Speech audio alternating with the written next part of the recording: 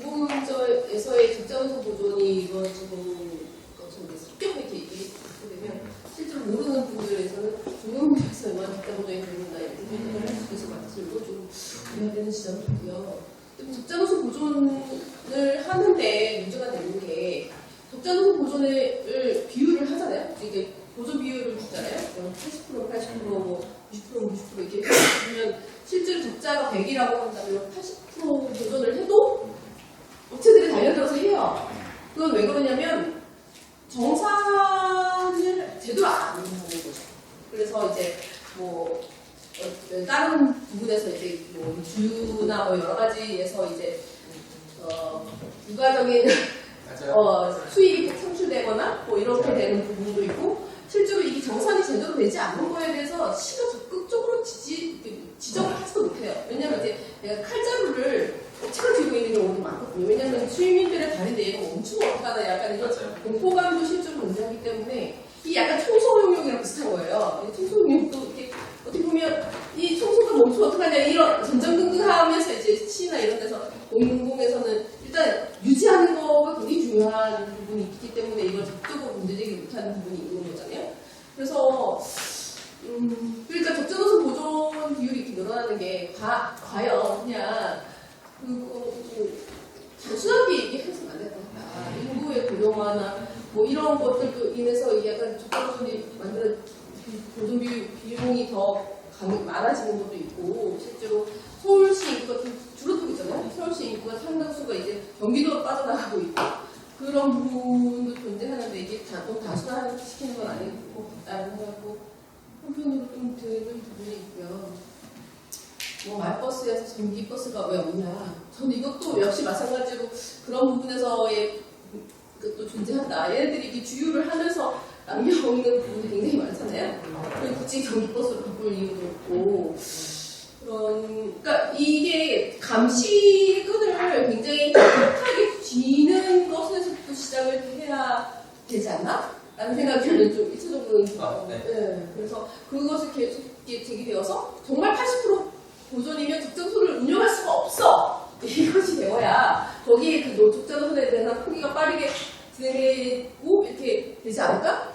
약간 그런 생각이. 그 방법이 전통적으로 저희 공공교통 네트워크도 그렇고 민주버스본부나 이런 노동자들도 많이 써왔던 방식입니다. 왜냐하면 일종의 사업자의 문제로 보는 접근하는 방식인 거죠. 근데 저는 그게 공영제 운동을 하는 데에는 핵심적인 논리가 되게 이제 힘들다고 경험적으로 판단을 한 겁니다. 왜냐하면 주민들이 분노는 같이 해주는데 그 다음의 방법으로 공영제라고 하는 것을 수용하는 것과 그것은 별개의 일이라는 거죠. 그래서 저는 오히려 공영제 방식을 할 때에는 요 사업자가 가지고 있는 이익 편취나 내지는 이 보조금 횡령이나 내지는 이런 부분들이 일종의 처음에 트리거로 쓸 수는 있는데 그것이 이 진행 과정에서의 핵심적인 내용으로 하기 굉장히 힘들겠다라고 경험적으로 판단했습니다. 왜 그러냐면 아까 말씀드렸던 그 적자 노선을 내놓게 만들어야 된다라고 하는 게 있잖아요. 사실은 그거는 이 업체 간에 이간질을 시켜서 특정한 영세의 업체들을 없애는 것에 대해서 기존 업체들이 동의를 해줘야 가능한 싸움이 되는 겁니다. 그러니까 이게 뭐냐면 정치 공약이 필요한 거죠. 그래서 저는 전략적으로 정당의 제안 혹은 정치적인 공약이나 내지 이런 걸로는 굳이 사업자 자체를 비판하거나 내지는 그 업계와 긴장을 통해서 그렇게 이거를 계약과제 이런 방식으로 막 표면화하는 것이 경험적으로 별로 설득력이 별로 없다라고 하는 판단이 있었기 때문에 사실 그걸 감춘 거고요. 당연히 거기에 동의합니다. 저는 운동 쪽으로 보면 저희 공공교통 네트워크는 최근에 마을버스와 관련된 논평 제목이 뭐였냐면 어려운 사업자는 망하게 둬야 합니다. 였어요. 네. 그래야 공공이 정신을 차리고 다른 운영 형태를 생각해 볼 수 있습니다. 그러니까 시장 경제의 원리에 따릅시다. 그걸 저희가 논평을 했거든요.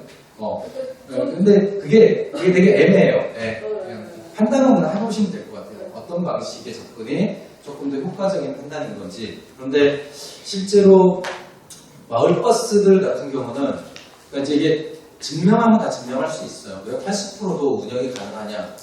라고 하면 말씀하신 대로 연료비나 내지는 재료비와 관련된 그 구입 과정이나 혹은 이 사람들이 신규 차를 잘 안 사요. 다 이렇게 다른 업체에서 운영하는 기존 차량을 계속 매입해오는 방식이거든요. 거기서 중간에 떼어놓는 분들이 굉장히 커요. 네, 굉장히 커요. 그러니까 그건 다 알고 있는 거죠. 그리고 대부분 이 사람들이 부채를 내는데 그게 버스 운영 때문에 부채 내는 게 아니라 그 사장의 다른 사업 때문에 부채를 내는 게 차고지를 담보로 해서 부채 발생시키고 이러면 실제 목적 사업을 위해서 부채가 발생되는 비중은 전체 채무의 50%도 되지 않습니다. 그런데 이게 회사 부채로 묶여 있다 보니까 어떤 일이 생기냐면 적자 보조를 해주면 돈을 보조금을 받으면 회사를 운영하는 입장에서는 1차로 회사 내 회계 내에서 우선적으로 상계해야 되는 유지 관리 비용이라는 게 존재해요. 근데 거기서 금융 비용이 나가는 거죠. 내가 버스 회사를 운영하기 위한 목적이 아닌 대출금까지도 이 업체의 부채로 묶여있기 때문에 그것을 우선 상계하는 겁니다. 그러니까 내 사업 비용의 이자를 보조금으로 내주는 거죠. 그래서 회사 회계를 탈탈 털어보면 20% 적자가 맞아요. 그런데 손해를 보지 않아요. 왜냐하면 내가 그 회계상으로 준 돈이 다 나의 친인척한테 가는 거거든요. 그러니까 회계적으로는 적자, 실질적으로는 흑자인 구조가 유지가 되는 거죠. 근데 이거를 주민들한테 설득을 못 시킵니다. 못 시키겠더라고요. 아무리 그걸 거기서 선전전하고 뭘 해도 납득을 시킬 수가 없어서 사실 이게 딜레마입니다. 그래서 이거는 소위 이제 지방 의회를 통하거나 혹은 전문가 그룹을 통하거나 아니면 이제 그 구청의 행정을 비판하거나 이제 이럴 때는 핵심적인 논거가 되긴 한데 그 대시민 캠페인이나 내지는 공영제 운동이나 이런 거 할 때에는 말이 너무 길어진다 하는 약점이 있어서 그렇게 말씀드리는 겁니다. 시민에 대한 설득을 해야 되는데 지금 현재 이제 구청장 면담을 좀 했는데 이제 구청장 면담 안 됐는데 이제 교통과나 이런 공무원들과의 면담을 이루어졌어요. 거기서 저희가 그 핵심적으로 이제 증적인 물건이 하나 있는데 그거를 사업권을 회수해라. 회수해서 이제 그 직접 운영을 하시던가 아니면 뭐 위탁을 할 수도 있고 아무튼 사업권 회수하는 게 일단 먼저인 것 같아요. 왜냐면은 그건 수익이 날 수 없는 노선이라고 저희가 이제 판단을 할 거거든요. 이렇게 했는데 내부적으로 논쟁이 있었어요. 이거 구청과의 싸움이 아니라 모임 안에서 과연 이제 공용화가 맞느냐, 이제 그다음에 이제 부수적으로 이제 뭐 노동 문제 이런 거는 그냥 다루면 안 된다, 노동까지 해가지고 내부에 있는 구성원들끼리의 논쟁이 좀 붙어 있어요. 그래서 이게 협의가 안 돼요. 그리고 일단은 이제 구청이나 이런 데서 지금 오세훈 시장이 이제 마을버스에 대한 좀 있으면 이제 정책을 발표할 거다. 그러면 지원금을 주게 되고, 그럼 정상화되면 이건 이제 끝 아니냐. 여기서 이제 그 회계 문제나 이거는 약간 별개 문제가 됩니다. 이제 우리는 거기까지 가고 싶은데 이거를 내부에서도 여기에 설득이 쉽지 않죠. 공영제 운동에 있어서는 저렇게 걸림돌이 좀 있어요. 면허 취소나 사업 인수 시에 쟁점이 되는 것들이 있어서 저는 이건 신규 노선 방식으로 가야 된다고 생각하는 편입니다. 그게 가장 부담이 없다라고 하면 사실 그래서 이게 처음 트리거로서 이 사업자 문제를 제기하는 것은 분분을 일으킬 수는 있어요. 왜냐하면 주민들이 이미 분노가 차 있거든요. 마을버스 타기 어려워졌다는 거는 동네 어디를 가도 다 들을 수 있어요. 그러니까 그게 다 사업자 이익 때문에, 그 이해관계 때문이래요. 사업자가 일방적으로 한 거래요. 라고 하면 쫙 관심을 끌어갈 수 있어요. 근데 그래서 그걸 전환하는, 아니 이건 구청장이 나서야 하는 문제입니다. 그래서 싹 바꿔줘야 되는 거죠. 그래서 우리는 사업자를 못 믿고 공영 노선이 필요합니다. 이런 식으로 이렇게 바꿔줘야 되는 게 좀 필요해지는 부분입니다. 사실 그게 좀 어렵죠. 저희는 이제 3만원 프리패스 할 때 솔직히 저는 안 하라는 거예요. 3만원 프리패스 솔직히 저희 전 고양시 같은 경우에는 버스가 많이 다니는 데가 이제 한정돼 있어요. 큰 길가, 그러니까 중앙로나 뭐 이런 통일로나 이제 큰 길이 있는 곳에 모든 버스들이 몰려 있거든요. 마을버스조차 몰려 있어요. 그 외에는 1시간에 한 대씩 와요, 거의. 그래서 은평에서 다리 하나 넘어서 이렇게 이사 오신 분들이 무슨 시골같이 이렇게 1시간에 한 번씩 오냐고 시골 맞다고 이렇게 그러니까 그런 데서는 이제 버스 노선 편성권조차도 자유롭지 못한 시가 그런 부분이 있어서 오히려 노선 편성권을 시가 이제 오롯이 틀어지게 하기 위해서 공영제가 필요하다 맞아요. 그런 얘기를 하는 것이고 이제 설득력이다. 그러니까 사실은 그런 데는 신규 노선을 놓자고 해야 돼요. 고양시 어디든 5분 내에 마을버스 정류장 이런 방식으로 접근해야 되는 거죠. 그래서 5분 내에 마을버스 정류장 사업을 하면서 실제 인프라가 많이 있는 데는 그냥 놓고 거기 민영제도 뭐든 놓고 어쨌든 여기에 있는 사람들의 힘을 통해서 마을버스 노선을 신규로 만드는 사업을 하면 좋죠. 근데 이게 제가 그 화성시에서 작년에 해봤던 사업인데요. 주민들이랑 같이 노선도 그리는 거예요. 가능해요. 왜냐하면 주민들은 만약에 여기서 마을버스를 이용한다 그러면 가장 어디를 가야 될까요? 어디랑 연결되는 게 좋을까요? 그러면 다 자기 필요들이 있거든요.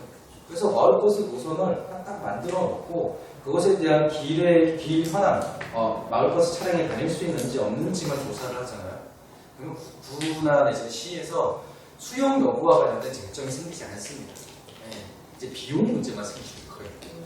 그러니까 대부분 구에서 혹은 시에서 신설 노선에 대해서 저항하는 이유는 차량이 들어갈 수 없는 골목길입니다.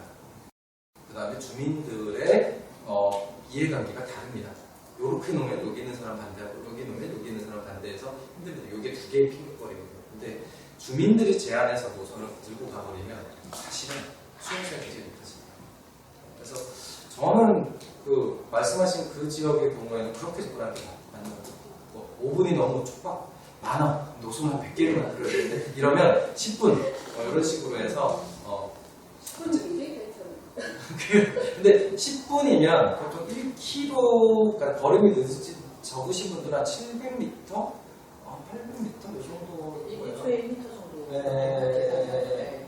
그러니까 그렇게 생각을 하면 우리 마을의 마을버스 정류장 이런 기능을 이렇게 접근할 수 있죠.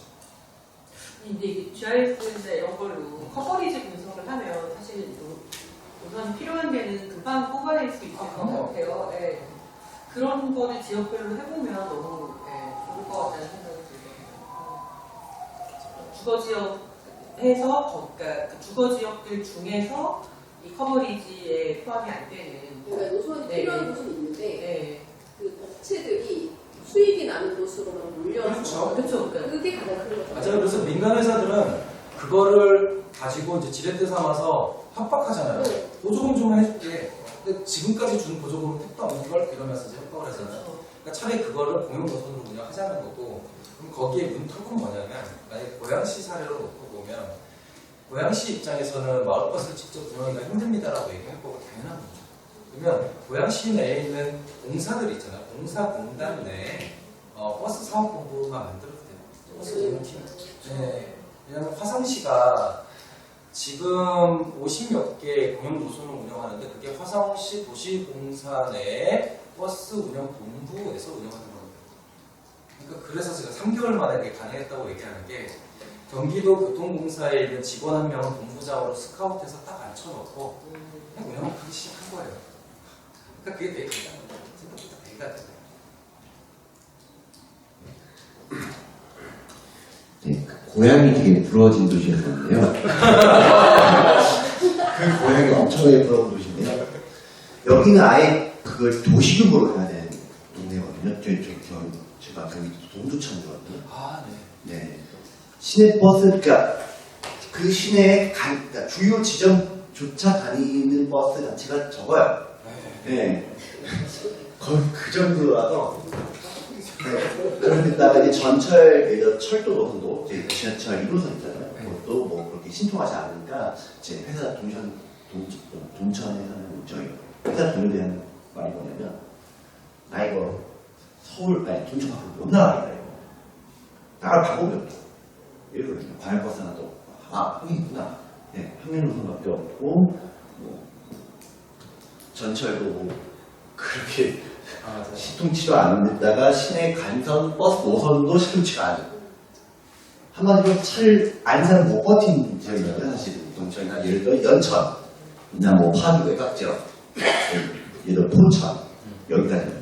그러니까 그런 데에서는 이 운동전략을 어떻게 짜는 그러니까 사실 제가 지금 찾다가 못 찾았는데 동두천 버스 현황을 살펴본 적이 있어요. 작년 초 정도에. 근데 그런 그러니까 그 동두천도 그렇고 일반 수도권 외 군 지역이 그런데 대부분 해당 지역 같은 경우는 버스 사업을 거의 한 개의 업체가 독점하는 경우가 되게 많고요. 네, 그리고 노선 길이 자체가 정말 어마무시합니다. 네, 근데 동두천 같은 경우는 되게 재밌었던 것이 그 안에 있는 터미널을 거의 활용을 하지 않는 노선 구조더라고요. 그러니까 이 노선이 되게 길고 이렇게 하는데 가운데 터미널이 있으면 보통 터미널을 통해서 환승 방식으로 해서 이걸 짧게 쪼개서 이 배차 시간을 늘려줘야 되거든요. 근데 대부분 다 터미널을 우회하면서 긴 노선을 운행하는 형태이고 재밌는 거는 철도가 다니는 길에 병립해서 다니는 버스 노선이 이렇게 있는 거죠. 그러니까 이게 교통수단 간 연계가 거의 제로에 가까운 거. 그래서 마을버스 회사가 왜 지하철과 경쟁하고 있죠? 뭐 이런 거. 뭐 그런 느낌. 왜냐면 이 1호선 이 배차 간격이 그렇게 많지는 않으니까 1호선 탈 사람이 기차를 놓치면 버스를 타고 똑같이 지하철처럼 이동하도록 이렇게 노선이 되어 있는 거죠. 그래서 그거 보면서 야 여기는 진짜 신기한 곳이다 라는 생각을 했어요. 실제로 제가 지금 주민인 사람들, 저 동천에 나오지 않고 지금 살고 있는 사람으로서 그냥 시내 이동만 하면 전철역을 안 가요. 그 정도입니다. 그리고 전철역 자체가 그 시내 중심가나 예를 들어 뭐 신도심 거의 중심가랑 또 2역이 돼 있고 그러다 보니까 버스를 많이 타는데 버스가 15분인 거죠. 그리고 옛날엔 뭐 예를 들어 저기 수요일에서 수요일 간 차가 예를 들어 옛날에 한 10분 뭐 길어야 15분이라는 줄 알았는데 코로나 이후에 40분 이렇게 돼버리고 그리고 또 하나 이제 전곡이라는 연차 있는 동네에서 이제 덕정리로 가는 버스가 걔도 그나마 잘 오는 게 19분. 그러니까 차를 끌고 안 다니면은 뭐 이거 방법이 없어. 그래서 그때 제가 제안드렸던 것 중에 하나가 동두천 대중교통망은 어쨌든 철도망 중심입니다. 이건 어쩔 수가 없습니다. 수도권은 무조건 서울로 직렬되는 철도망을 중심으로 만들어야 되고 그러면 지역에 있는 버스 시스템은 이 철도역을 중심으로 해서 대부분 직렬되는 형태, 이것을 보완해주는 형태로 가야 됩니다. 라고 얘기를 했었어요. 네. 근데 버스 회사를 설득할 수단이 없는 거죠. 그러니까 사실은 그런데, 그러니까 사실 시군 지역 같은 경우는 궤도 교통망이 광역교통 체계에 결합되는 거의 유일한 수단이기 때문에 저는 개인적으로는 궤도 교통망이 최상위가 맞고요. 최상위가 맞고 지역에서 그것을 어떻게 연결해 주냐는 이제 버스의 역할인데 시군 단위의 경우에는 대부분 그걸 마을버스가 해주는 게 맞다라고 생각을 하고요. 그리고 시외 버스의 경우에는 사실 이게 이제 여기서 딜레마인데 저는 동두천이나 양주나 내지는 의정부나 이런 것들이 행정기관별로 분리되어 있는 시내버스 체계를 가질 필요가 없다고 저는 생각하는 편입니다. 네, 이거는 사실은 통합 버스 회사 같은 것들이나 혹은 이런 걸 만들어서 사실은 노선을 겹치도록 만드는 게 이용자에게 훨씬 더 편리한데 얘네들이 땅 따먹기 하듯이 운영을 하거든요. 양주버스에게 동두천 많이 넘어오면 싫어하고 뭐 이런 게 있어요. 되게 웃기다고요. 이용하는 주민 입장에서는 그게 구분이 안 되는데. 그래서 사실 그런 부분에서는 적절하게 그 도 단위, 도 광역 단위는 군 단위나 시군 단위를 묶는 그러니까 중규모의 번역 교통 체계에 관련된 고민을 좀 해볼 필요가 있어요. 네. 근데 사실 이게 주민들은 되게 많이 얘기해요. 네. 근데 그게 통합이 잘 안 돼서. 어떤 공공 노선의 장점에서 더 부각을 해야 되는 게 이제 더 편리할 수 있다라는 거인 것 같아요. 그러니까 왜냐하면 지금도 보면 그러니까 민간 회사들은 최대한 사람들을 꽉꽉 채워서 달려오기 때문에 굉장히 의사에 꼬불꼬불하게 되는 노선들이 많거든요. 근데 이제 수익을 신경 쓰지 않고 공영 노선으로 운영을 하게 되면 이제 말단부에서는 접근성을 고려해서 이제 좀 꼬불꼬불하게 다닐 수 있지만 그 다음부터 이제 역까지 딱 꽂아주는 거를 직선화해서 이제 그런 되게 효율적인 노선도 만들 수 있기 때문에 약간 그런 식으로 좀 편의성을 강조하는 것도 어떤 운동의 좀 주요의 포인트가 아닐까. 그리고 이제 그 위원장님 말씀하신 것처럼 좀 약간 캐치프레이즈도 좀 괜찮게 걸어가지고 아까 뭐 5분 어디 살든 이제 5분 내에 뭐 말 버스 정류장이 있게 했던 것처럼 사실 또 5분 내에 웬만한 것도 있는 경우도 많긴 한데 그 배차 간격이 문제죠. 그래서 뭐 예를 들면 지역별로 뭐 동대문 가는데 동대문구에 뭐 얼마 전에 살았는데 뭐 당신이 동대문 어디 살든 간에 뭐 청량역까지 15분 내 도착할 수 있게 해주겠다 라든가 그렇죠. 이런 식으로 좀 하는 것도 좋습니다. 그러니까 너무 동의하는데 사실은 우리나라 국민들은 재정 걱정을 사서 너무 많이 하는 것 같아요. 나라 같은 걱정을 너무 많이 해서 그러니까 방금 얘기하는 게 저는 맞는 방향이라고 생각을 하는데 어쩌면 뭐 그런 게 다 세금으로 나가는 거 아니야라던가 그러니까 확장 재정에 대한 거부감이 되게 강하게 있잖아요. 맞아요. 그래서 이 공공성 근데 사실은 세금은 딴 데로 다 새 나가고 있는데 그러니까 진짜 세금이 이런 데 쓰여야 된다라는 공공성에 대한 인식을 좀 같이 바꾸지 않으면 좀 방금 얘기하신 경우에 잘 안 먹힐 수 있겠다라는 생각이 좀 드는 거죠. 그러니까 사실 그게 외국하고 우리나라하고 가장 다른 부분인 것 같아요. 왜냐하면 우리나라 공공 서비스를 잘 보면 하나의 재원 구조로 하나의 서비스가 1대1 매칭되는 구조거든요. 근데 이렇게 공공 서비스를 설계하는 나라는 거의 없습니다. 왜냐하면 하나의 공공 서비스는 대부분 복수의 자원을 갖고 있는 게 안정성을 높이는 거죠.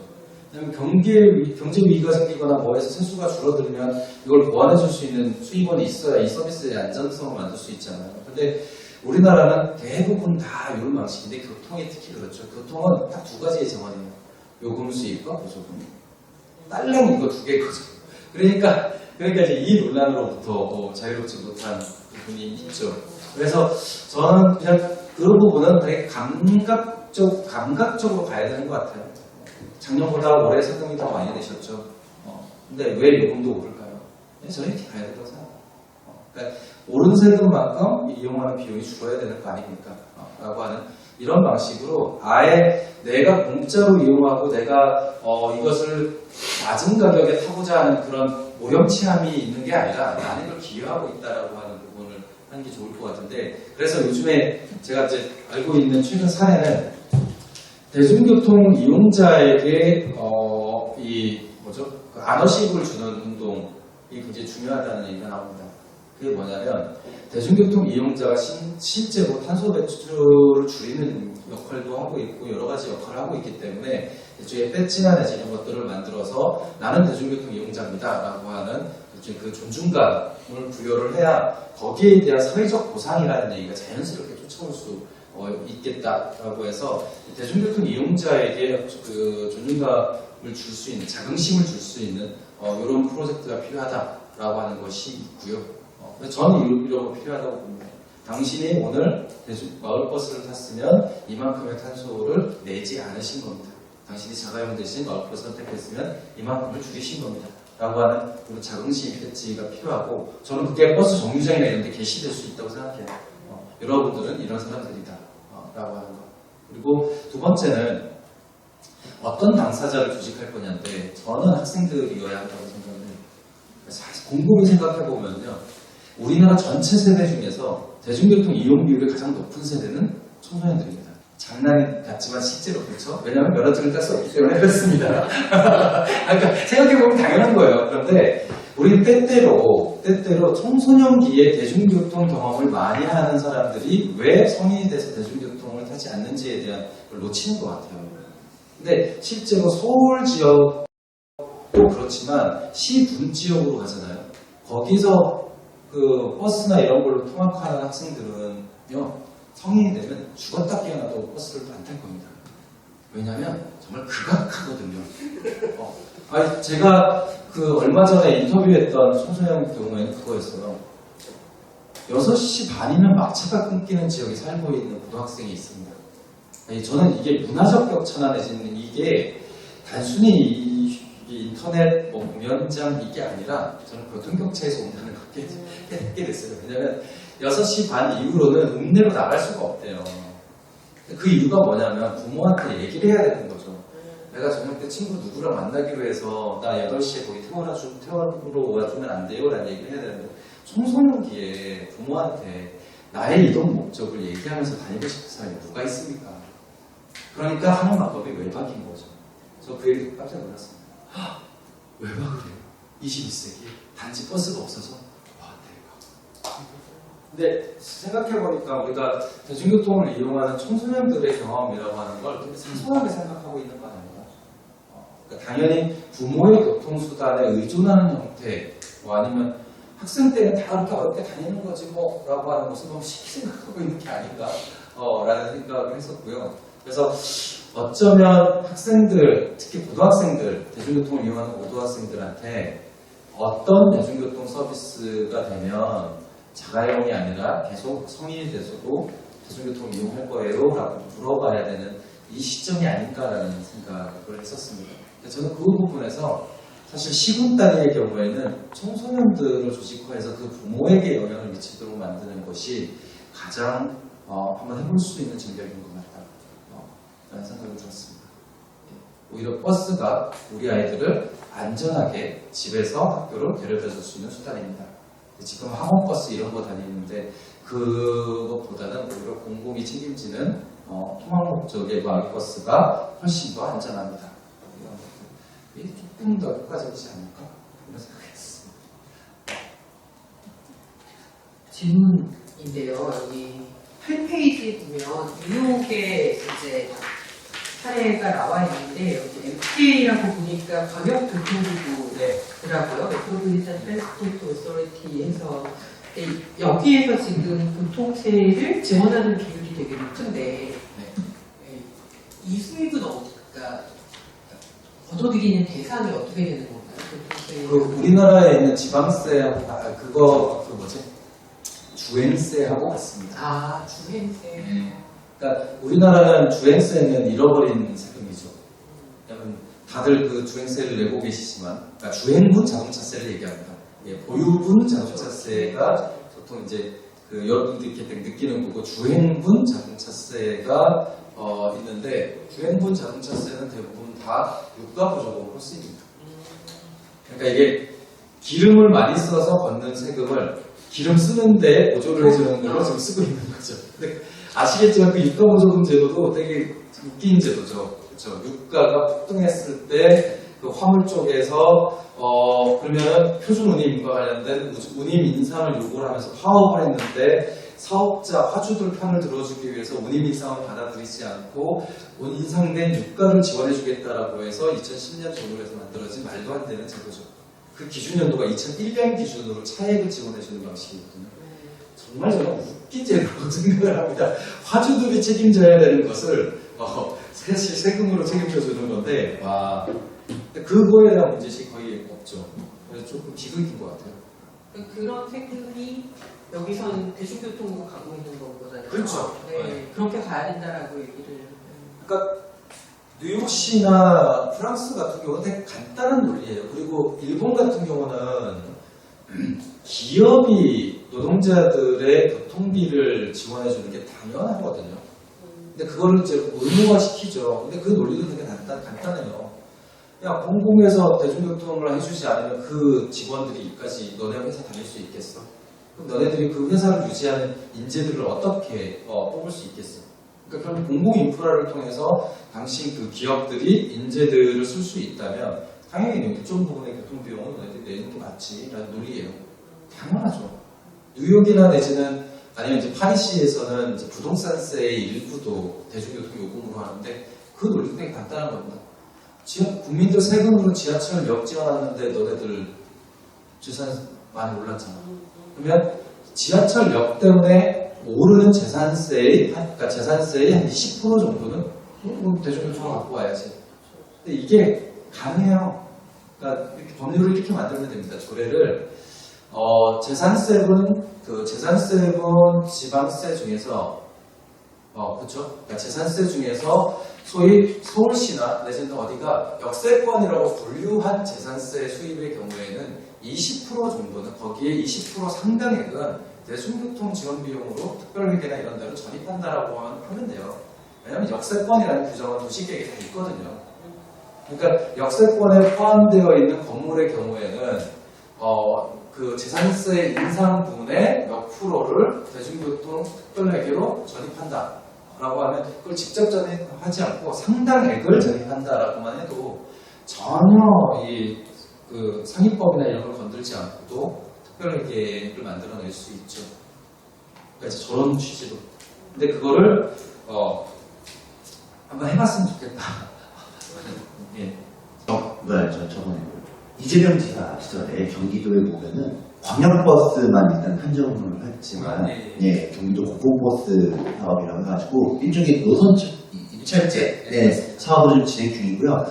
이거 덕분에 동두천에 드디어 한 개 그 광역버스 노선이 생길 정도로 좀 이렇게 좀 네, 그 정도로 좀 어떻게 보면은 저는 이게 좋은 케이스라고도 좀 보여지거든요.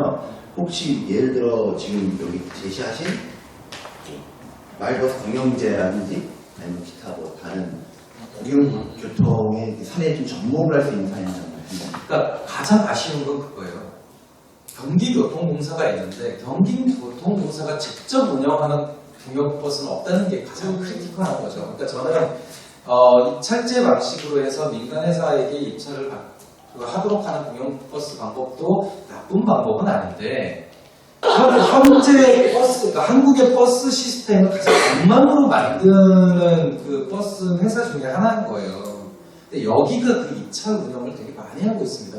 그러니까 이게, 그러니까 그 뒷배경이 뭐냐면 경기도의회, 당시 경기도의회나 도 차원에서는 그 KD 운송그룹으로 아예 과점화되어 있는 버스, 그러니까 경기 버스 운영 체계를 조금 흔들고 싶어 하는 욕심이 있었던 것 같아요. 그냥 공적 개혁을 좀 하고 싶은 욕심이 있었는데 이쪽 힘이 되게 세니까 그걸 할 수 있는 방법이 기존에 있는 버스 노선을 건들지 못하고 광역버스 노선 정도만 공영버스로 하면서 이걸 공영 노선으로 만든 겁니다. 근데 이것을 운행하려면 교통공사 내 운영 시스템을 만들어야 되는데 여기에서 문턱이 걸린 거죠. 그러니까 이것을 입찰 방식으로 이렇게 하게 됐는데 이 입찰 방식의 방법이 되게 나빴어요. 뭐냐면 운행 실적과 관련된 거거나 혹은 운행 경력 규모와 관련된 걸로 이 위탁 업체를 선정해버린 겁니다. 그러니까 조그마한 업체들이 여기 참여할 수 없게 되는 거고 당연히 거대 기업인 KD그룹이 가장 유리한 판이 되는 거죠. 네. 그러니까 야 개혁한다고 공영버스 만들어놓고 다시 KD그룹에 쌍짓돈을 꽂아주는 방식으로 이게 운영이 되고 있네 이렇게 돼버린 거죠. 그래서 이게 되게 애매한 방식이 됐습니다. 최근에 경기도에서 시외버스를 준공영제로 한다고 해서 또 이것도 논란입니다. 그렇게 되면 그거 가져갈 업체들 진짜 한 줌이에요. 한 줌이에요. 그러니까 이게 계속 이렇게 딜레마가 있습니다. 그래서 이게 정당 차원에서 고민을 할 때에는 이게 시민들의 캠페인용은 아니지만 지역 기득권을 돌파하는 방식으로 해서 일종의 적대적 대상이라고 하는 것에 대한 내부 전략이 또 있어야 된다. 이 이익이 어디로 가는가. 그래서 그 부분에 대한 고민이 당연히 수반이 되어야 될 것 같습니다. 아마 그게 골치 아파요. KD그룹. 아마 교통 쪽 아시는 분들은 다 몇 개 있어요. 꽤 있어요. 그 사모펀드 네. 나왔는데 지금 이제 수도 부천이 맞아요. 경기권은 지금 사모펀드 쪽에서 이제 중공제가 진행되면서 사모펀드에서 적극적으로 지금 계속 회사들을 매입하고 있고 그 비율 자체가 이제 주선적으로 높아지는 부분들이 좀 있어요. 서울도 제가 같이 진행이 된다고 들었는데 그와 관련된 부분에서 진짜 정당에서 해볼 수 있는 것들이 어떤 것들이 존재하고 있습니다. 사실은 현행 운수사업법상으로는 성업펀드라는 이유로 제지할 수 있는 방법은 없습니다. 그리고 실제 운영 과정을 보더라도 이게 운수사업법상의 위반 내용을 특정하기가 되게 애매합니다. 그러니까 이게 왜 그러냐면 준공영제 지원 체계는 업체별 지원 체계입니다. 거기서 핵심은 업체별 이윤을 보장해주는 방식이거든요. 그러니까 A라고 하는 회사가 등장해서 10개의 회사를 M&A를 해서 통합을 시키잖아요. 그럼 이걸 한 개의 회사로 운영하지 않습니다. 왜냐면 한 개의 회사로 하면 한 개의 회사의 이윤만 보장되는 거잖아요. 그러니까 이 회사는 일종의 특수한 관계를 갖고 있는, 그러니까 자회사는 아니지만 특수한 관계를 갖고 있는 10개의 회사를 그룹으로 거느리는 것이 훨씬 더 유리해집니다. 그쵸? 원리적으로 알겠죠? 이게 왜냐면 업체별 정산 방식이다 보니까 업체를 너저분하게 많이 갖고 있는 게 유리한 거죠. 그래서 이걸 어떻게 운영하냐면 사모펀드에 포함되어 있는 개별 회사들이 그 모 펀드 회사에 일종의 그 라이센스 비용을 내는 방식으로 회계가 짜여집니다. 그러니까 이 경영 운영과 관련돼서 여기는 일종의 경영 지도나 이런 것들을 하는 거고 이 개별 회사들은 이 사모펀드에게 이 경영 방식에 대한 라이센스 비용을 내는 방식으로 이 수익 구조를 만들어내는 거죠. 그러면 여기서는 여기 경영진도 파견시켜주고 이러면서 이 운영 자체를 건전화하고 한다라는 명목을 갖는 겁니다. 그러면 이거를 법으로 막을 수 있는 방법은 그러니까 장기적으로 보면 딱 그건 것 같아요. 저 중고경제 지원금을 받으려고 억지로 업체를 난립시키고 있다. 라고 하면 딱 그 포인트 하나밖에 없습니다. 그러니까 지금 내용으로 놓고 보면 법률상으로 입이되는 게 진짜 없어요. 그래서 저희도 이거를 대응 방법으로 했을 때 제안했던 게 뭐였냐면 업체별 정산 방식을 깨야 됩니다. 사모펀드 진입을 막으려면 결국 중공영제에 사모펀드가 들어오는 이유는 업체별 정산 방식에 있어서의 이윤 보장 방법 그리고 이 개별 업체들이 재료비나 내지는 관리비나 내지 이런 것들을 삥땅칠 수 있는 구조가 굉장히 많기 때문이거든요. 그래서 저희가 그 공공유통 네트워크에서 사모펀드 토론회를 하면서 이제 서울시에 제안했던 것 중에 하나가 업체별 정산 방식에서 노선별 정산 방식으로 바꿉시다. 그래서 노선별 정산 방식으로 하면 노선 이윤 정도가 보장되는 것은 오케이. 하지만 기존처럼 업체별 정산 방식에 블랙박스가 생기는 건 막을 수 있다. 왜냐하면 노선 길이가 나오잖아요. 그럼 그 노선의 운영 단가라고 하는 것이 나올 텐데 만약에 운영 단가가 너무 튀어요. 그럼 뭔가 여기 야유가 있다고 우리가 충분히 의심을 해볼 수 있죠. 근데 지금은 뭐냐면 업체별로 비용이 있는데 업체별로 튄다 해도 그것이 왜 튀는지 잡아낼 수가 없습니다. 왜냐면 업체에서는 특수한 요건들을 얘기를 해요. 우리가 운영하는 노선이 특히 적자 노선이 많아서 그렇다는 등 뭐가 이렇게 얘기를 하거든요. 그래서 이걸 잡아낼 수가 없습니다. 그래서 지금 서울시도 그렇고 경기도도 그렇고 일단 사모펀드가 퍼지고 있다는 것을 인지는 하고 있어요. 근데 서울시 경기도의 태도는 뭐냐면 지금까지는 기존 업체가 운영하는 것보다 노동 조건도 개선됐고 그 다음에 경영 투명성도 높아졌습니다. 그래서 아직은 장점입니다라고 얘기하고 있는 중입니다. 근데 그도 그럴 게 투자펀드의 경우에는 얼마나 회계를 투명하게 하겠어요. 왜냐하면 펀드 투자자에게 이윤을 나눠줘야 되는 거잖아요. 그러니까 투자자들에게 공개형으로 해서 경영을 해야 되니까 사실은 기존의 가족기업이 운영하는 것보다는 경영 투명성이 높아진 건 사실입니다. 이게 딜레마죠. 기존이 너무 더러웠기 때문에 조금 깨끗한 사업자가 등장하니까 이게 손이 들어버리는 그런 상황입니다. 그렇죠. 그래서 이게 계속 모니터링을 해봐야 됩니다. 지금 현재 마을버스들이 지금 앞에 대부분의 분들이 환승 시스템을 이제 탈탈보다 적자 노선 운영하고 있기 때문에 뭐 지원금을 올려달라 뭐 이런 걸 현수막을 붙이고 다니잖아요. 그래서 우리가 임금 체불 문제로 현수막을 달려고 하다가 지금 고려해 놓고 있어요. 이게 잘못 이제 주민들한테 이제 잘못 이제 프레임이 잡히면은 그러면 지원금을 줘야겠구나 라는 식으로 잘못 이제 이해가 될까봐 이 프레임을 어떻게 잡을까 좀 고민하고 있거든요. 그러니까 사실은 그 전환 계획에서 가장 핵심인데요. 저는 그렇게 얘기를 합니다. 왜 임금을 못 주나요? 라고 하는 질문에서 시작을 합니다. 그러면 사업자들은 그랬죠. 보조금이 적어서 이게 적자여서 뭐 이렇게 하면 같이 검증합시다. 고 가는 게 제 두 번째 방법입니다. 그리고 세 번째 방법은 노동자들 임금까지 주지 못할 정도면 사업을 포기하는 게 낫다. 왜 노동자들 고열을 빨아먹는 사업체를 보조금으로 억지 운영하냐라고 하는 것이 사실 나와야 된다고 생각을 합니다. 근데 그래서 저는 이 고용 특히 최고임금과 관련돼서 공공에서 책임지는 방식이 단 하나의 사례라도 만들어지면 저는 마을버스 업체 입장에서 완전 호재가 될 거라고 생각합니다. 왜냐하면 금천에서도 줬대라고 하면 송파에서 요구할 거고 관악에서 요구할 거고 다 다른 데서 다 요구할 거예요. 그래서 이게 되게 조심스럽게 다뤄야 되는 의제는 맞는데 저는 임금 부분은 사용자가 지어야 한다라고 하는 거기에서 일단 출발을 해야 된다고 생각합니다. 이게 근데 안타깝게도 지금 금천구청에서는 저희가 파악한 걸로는 지금 관내 영업소가 그러니까 운영업체 중에 2개가 확실히 임금 체계가 더 많은 게 있는데 구청은 이걸 파악하지 못하고 있어요. 면담했더니 관내에 있는 마을버스 업체 중에 임금 체계는 없다라는 거예요. 저희 모임에 그 마을버스 노동자들이 찾아오고 계시거든요. 그분들은 임금이 체불되고 있는데 아니 그거는 말이 안 되죠. 그러니까 그거는 왜냐면 심각한데. 왜냐면 근데 임금 체불이 되는 게 아까 제가 그 보여드렸죠. 면허 취소의 요건이에요. 아, 면허 취소 요건이 왜냐면 정상적인 경영을 못 한다는 거잖아요. 그렇죠. 예, 여기 보면 면허 취소의 요건 중에 두 번째 호를 보면 사업 경영의 불확실성, 자산 상태의 현저한 불량, 그 밖의 사유로 사업을 계속하는 것이 적합하지 아니하여 국민의 불편에 해치는 경우 노동자의 임금을 주지 못한다라고 하는 조건은 딱 저기에 해당이 되죠. 그래서 이거는 저는 그렇게 생각합니다.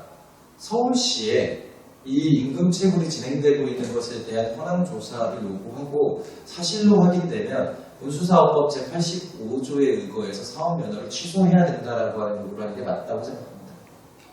맞다고 생각합니다. 그러니까 저기 사업자 면허가 취소돼서 주민들이 하루든 이틀이든 마을버스를 이용하지 못하게 되는 것은 그걸 최대한 막아야 되는 문제지만 이것 때문에 이걸 못하는 건 말이 안 되고요. 그리고 때때로 그 얘기도 나와요. 사업 면허 취소하면 체불임금 떼이는 거냐 이렇게 얘기를 합니다. 근데 그거는 사업자가 폐업을 하는 것이지 그 사용자의 책임이 사라지는 건 아니거든요. 그러니까 그거는 다른 방식으로 풀어야 되는 부분인 것 같고 만약에 공영 노선을 만들 때 경험자를 우선 채용 방식으로 고용을 유지해 주는 거는 충분히 고려를 할 수 있겠죠. 근데 이 임금 체불 문제는 사업자 책임이라고 하는 방식으로 가야 하는 게 맞는 것 같습니다. 그러니까 이게 저희가 어떻게 판단하고 있냐면 아까도 마치 그걸 언급하셔가지고 그러니까 지원금은 어떻게 일종의 노동 문제를 맞아요. 이용하고 있는 거는 맞아요. 맞아요. 네. 맞아요. 근데 우리가 그걸 얘기를 못하는 것 뿐이잖아요. 근데 이제 이게 민주사회가 회의를 해봤는데 지금 현재 이제 그 마을버스인 노동자들이 약간 초착직이라서 과연 이게 이제 실태 조사를 할 때 표면화할 수 있겠느냐에 대한 게 문제가 그러니까 사실 근데 아시겠지만 임금 체불 조사를 할 때 그 노동자들의 실제 면접 조사나 이런 것도 있지만 핵심적으로는 실입금을 증명할 수 있는 임금 대장을 갖고 판단하면 되는 거잖아요. 그러니까 통장에 꽂혔냐 안 꽂혔냐 갖고만 판단하면 돼요. 그러니까 사실은 그건 서울시가 임금 대장하고 그 통장 사본 내라라고 하면 이거는 증명이 그냥 간단해요. 그거 할 수 있어요. 서울시 권한이 있습니다. 네. 그러니까 그 부분은 면허 취소를 가지고 면허 취소권자인 서울시에게 직접 요구하는 것이 훨씬 더 괜찮은 방법인 것 같아요. 그럼 아예 그 전국이 저런 기업이 뭐 특히 지역이 많아요. 엄청 많을 거니까 차라리 그렇게 당해서 전에서 다가 그냥 참다가 그러니까 이게 가능할지 모르겠네요. 아까 만약에 그 부통에 계시는 이제 신앙장 의원이 뭐 올해 국정감사나 이런 것들을 할 때 저는 몇몇 사례들을 가지고 아니 지역마다 지금 코로나19 이후에 대중교통이 되게 난리다. 마을버스가 특히 어렵다. 그래서 이렇게 임금 체불이 되고 있는데 그것을 관리 감독해야 되는 데에서 뭐 면허 취소라든지 이런 후속 조치를 하지 않아서 되게 이런 부분이 남용이 되고 있다. 그러니 지방자치단체별로 어차피 서비스 경영평가를 제가 아까 업무적으로 하고 있다고 했잖아요. 그러니까 서비스 경영평가에 대한 후속 조치 어떻게 하고 있는지 실태 파악하고 그 다음에 이 업체별로 임금 체불이나 이런 것들이 벌어지는 업체에 대해서는 면허 취소를 할 수 있게끔 지도 점검해라. 사실 이제 이렇게 나와주면 업체 조합들이 신상정 의원실을 굉장히 많이 보겠죠. 마을 벗어 죽이려고 하는 거냐, 뭐 시내 벗어 죽이려고 하는 거냐. 힘이 발휘. 네, 그렇게 하고 장호연이나 이제 그쪽 노동조합에서 계속 항의 방문 오면서 왜 노사 갈등 부추기냐, 뭐 이런 얘기들을 하고 그렇게 하겠죠. 근데 저는 그게 촉발될 필요는 있다고 봐요. 예. 그러니까 굉장히 정치적으로 부담이 될 수는 있는데 저는 그게 그렇게 돌파되지 않으면 방법이 없다고 생각합니다. 그럼 진짜 맞아요. 구조적으로는 양학 구조가 없거든요. 촉탁집 같은 경우는 솔직히 얘기하면 그런 거예요. 마을버스는 안전이 되게 중요하잖아요. 그러면 시민들의 안전을 중시하면 그래도 연세가 계신 것보다는 좀 적절한 그 가동을 할 수 있는 연령대의 운전기사가 채용되는 게 저는 맞다고 생각합니다. 이거를 소위 정치의 관점에서 난 이거는 양보하기 되게 힘들다고 생각해요. 당연한 거죠. 근데 촉탁집을 하는 이유는 이들의 임금이 싸기 때문에 사용자가 하는 것이지 노인이 일자리 차원에서 하는 그런 공익의 목적이 아니란 말이죠. 근데 이제 와서 현상적으로 열악한 경제 상황에 있는 촉탁직 노동자들의 노동권을 보장해주기 위해서 그 주장을 하지 못한다라고 하면 저는 그들의 논리에 우리가 말려들었다고 생각을 해요. 그러니까 장기적으로 놓고 보면 시민 안전과 위험과 직결되는 것은 괜찮은 일자리여야 하고 더 건강한 일자리가 돼야 되는 게 저는 맞다고 생각합니다. 이거는 우리가 타협할 수가 없다. 근데 현재 꼬여있는 부분을 강제로 할 수는 없으니까 이게 어느 정도 경과 규정을 거쳐 넘어가야 되는 게 맞는 거지. 장기적으로 마을버스 운전직 같은 경우도 지역 청년들한테는 선망의 일자리가 돼야 되는 게 맞죠. 괜찮은 일자리가 돼야 되는 게 맞죠. 그러니까 이 부분이 지금 말씀해주신 이제 지역에서 되게 딜레마가 되는 건데 저는 그 부분에서는 정당이 정치적 관점을 가지고 잡아야 되는 원칙이 저는 있다고 생각합니다. 그러니까 타협할 수 없는 부분들이 저는 있다고 생각하고 저는 그게 그리고 여기는 안전이 핵심이죠. 안전이 핵심이죠. 당연히 안전이 핵심이죠. 그럼 고령층 운전자들이 늘어나는 것은 안전에 침해되는 건 맞죠. 어떤 그렇게 생각해 맞죠. 그러면 촉탁직 그 고용 비율을 저는 정해야 된다고 생각합니다. 특히 이런 것에 대해서. 지금 어쨌든 뭔가 좀 촉탁직이 어느 정도 뭐 이런 파악이 되어 60~70%가 된다는 게 일반적이에요. 마을버스는 70%. 그리고 아시겠지만 민자경찰청의 경우에도 50% 이상이 촉탁직이에요. 그러니까 교통 부분의 민자 사업에서는 대부분 노동 비용을 통해서 사업자들이 이익을 갖고 가는 겁니다. 그러니까 그 부분을 온정적으로 접근하면 이 구조를 용인하게 돼버리는 셈이어서 되게 딜레마 같은 거 맞아요. 장기적으로 전환하는 계획을 맞아요. 세워야 네. 그 3만 원 프리패스 운동본부 퇴대된 다음에 연합뉴스 기사를 하나 링크했어요.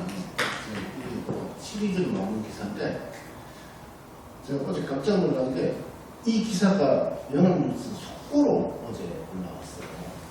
그래서 우리가 오늘 정의당에서 마을버스 공개 무상요청 이거 하는 줄 알고 연합에서 뭐 서울시에서 또 대형지원금 늘려주겠다고. 이제 그 생각이 하나 있었고 두 번째는 지금 촉탁직과 관련해서 서울하고 경기의 상황이 조금 다른 게 경기도는 마을버스 운전하시는 분들 중에 청년분들이 좀 있어요. 이분들의 목표는 뭐냐면 마을버스 2년 경력을 다 서울로 가는 거예요. 신으로 간다? 서울의 그 버스 이 운행을 하시는 분들의 평균 임금과 경기권에서 하는 평균 임금이 달라요. 그렇기 때문에 경력이 없기 때문에 경기도에 있는 마을버스에서 2년 경력을 쌓아서 서울에 있는 버스 회사로 가는 게 이제 이분들의 목표가 되잖아요. 맞아요. 근데 이제 촉탁직 문제를 얘기하시니까 이게 이제 지역별로 표차들이 이제 이렇게 다른 분들이 그러니까 그게 저 민주버스 노동자 그러니까 비공개 이제 토론을 할 때 나온 건데 아니 똑같은 버스 운전 직종인데 지역마다 임금 수준이 2배 이상 차이가 나면 이거 동일노동 공무임금이라고 하는 우리 운동 그러니까 이 선별을 결합하는 이 운동에 정말 침해되는 거 아닙니까? 그래서 저는 수도권에서는 임금 인상 요구가 나올 때 그것을 자제해라라고 요구할 수 있는 거 아닙니까라고 얘기를 했어요. 왜냐면 지금 어느 정도냐면요 수도권 화성시나 내지 이런 데만 하더라도 운전기사를 구할 수가 없습니다. 왜냐면 그 정도 임금이면 다 택배로 가는 거예요. 배달로 가는 겁니다. 그리고 실제 버스를 할 사람들은 다 서울로 오는 거죠. 근데 임금 수준이 서울이 한 9천 정도가 되니까 거의 수단 이런 거 지금 보다 훨씬 더 많거든요. 근데 경기도 것만 하더라도 기껏해야 4천에서 5천 사이 정도입니다. 운전직 노동자들이. 그러니까 뭐야 똑같은 일을 하는데 2천 정도의 차이가 나면 당연히 이거는 노동시장 자체가 정말 엄청 그러니까 그거를 믿기로 해가지고 만약에 사고가 나면 니도 사고 처리해라. 그렇죠. 그렇지 않으면 자르겠다. 2년 되기 전에 뭐 이렇게 떡방용으로 쓰이고. 맞아요. 네, 시작도 안 하세요. 근데 확실히 그거는 제가 자신 있게 얘기할 수 있어요. 시민사회단체나 노동조합이 교통 문제를 푸는 데 한계가 있습니다. 그렇죠. 네, 당연히 한계가 있습니다. 이거는 진짜 정당이나 정치 조직에서 풀어줘야 되는 부분이 있어요. 그러니까 좀 이 지역 갈등을 거친 면으로 뜯어내는 역할은 저는 정치의 역할이라고 생각합니다.